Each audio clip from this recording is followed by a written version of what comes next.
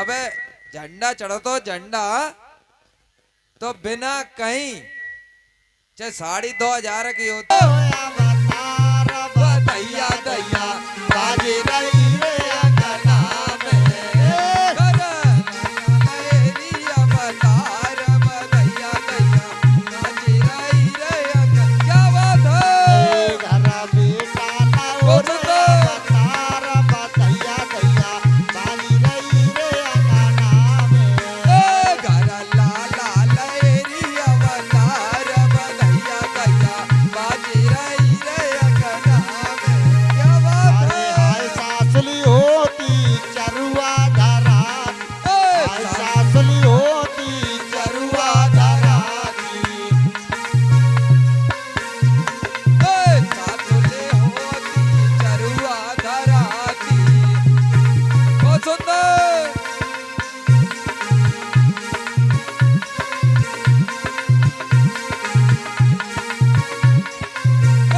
मेरे लाला और चरुआ धराई को बोले गुलेती चरुआ धराई को बोले गले थी। चरुआ धराई बहुत को सुंदर। बोले गलेती चरुआ धराई को बोले गले थी। ए जाए पाहला देव गड़ा पाए वा दैया दैया बाजी रही रे अंगना में घरा लाला लहरिया बतार दैया दैया बाजी रही रे अंगना में। ए घरा लाला लहरिया बतार वा दैया दैया बाजी रही रे अंगना में मेरे लाला लहरिया बतार दैया दैया बाजी रही रे अंगना में। अरे हाय जितनी होती पिपरी पिसाती जितनी होती हुए धराती। ये हाय जितनी होती पिपरी पिसाती जितनी होती पिपरी पिसाती। ये पिपरी पिसाई को बोते गले दी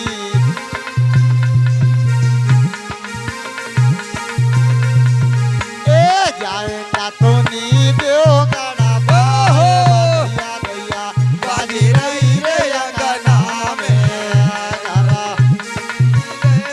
बहुत सुंदर दैया दैया बाजी रही रे अंगना में। ए घरा भीमाला एरिया बतार दैया दैया बाजी रही रे अंगना में घरा लाला लहरिया बतार दैया दैया बाजी रही रे अंगना में। अरे हाय दौरान होती अंगना में आती रानी होती अंगना में आती। ये हाय ननदी होती अंगना बुलाती नंदी होती सबन बुलाती। ये अंगना बुलाए के बाई देगा देती ये अंगना बुलाती बाई देगा देती ए जाए कौन डला देव गड़ा बाए बा दैया दैया बाजी रही रे अंगना में लाला लहरिया बतार दैया दैया बाजी रही रे अंगना में। ए लाला लहरिया बतार दैया दैया बाजी रही रे अंगना में। ए घरा लाला लहरिया बतार दैया दैया बाजी रही रे अंगना में लाला लहरिया बतार दैया दैया बाजी रही रे अंगना में। मेरे लाला लहरिया बतार दैया दैया बाजी रही रे अंगना में। देखा दे मोको ललना भीमा भोजैया देखा दे मोको ललना भीमा भोजैया देखा दे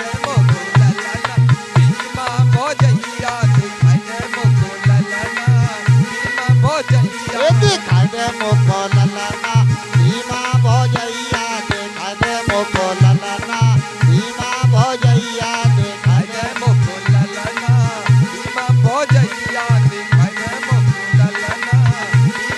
भौजैया अरे मेरे ललना को नजर लगी जाएगी मेरे लाला को नजर लग जाएगी मेरे ललना को नजर लगी जाएगी मेरे लाला को नजर लग जाएगी मांगा लेने का पिको पलन भीमा भौजैया दिखाई दे मुको ललना भीमा भौजैया दिखाई दे मुको ललना भीमा भौजैया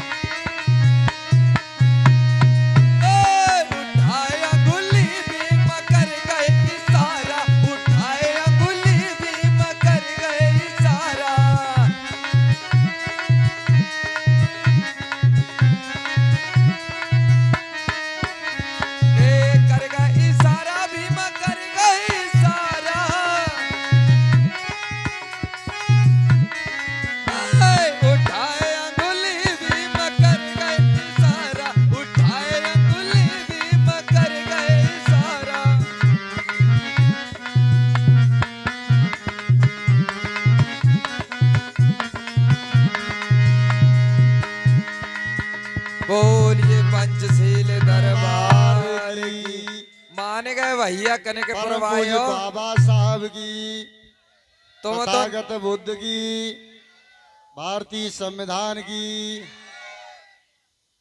ओ कने के पुरवान की बारे शेरो मालम परे अब धरे हो जा।